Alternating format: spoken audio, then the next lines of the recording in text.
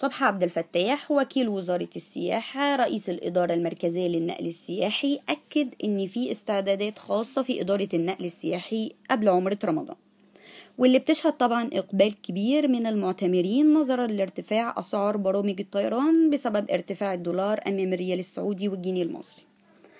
وكمان صبحي قال إن هو تم فحص 400 أتوبيس سياحي نقلوا حوالي 18 ألف معتمر من الأراضي السعودية وعادوا تاني إلى مصر.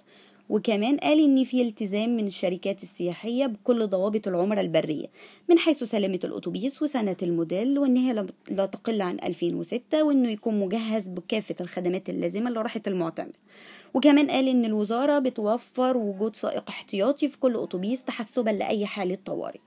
وكمان صبحي أشار إن هناك استعدادات وتنسيق مستمر بين الوزارة ومسؤولي ميناء نويبع بجنوب سيناء في العقبة الأردنية، طبعا بيسهل حركة المعتمرين في إنهاء الإجراءات قبل دخول الأتوبيس لمنفذ حالة عمار في الحدود الأردنية. وقال كمان إن في إشراف على المعتمرين في الأراضي السعودية للتأكد على سلامتهم أثناء أداء الفريضة.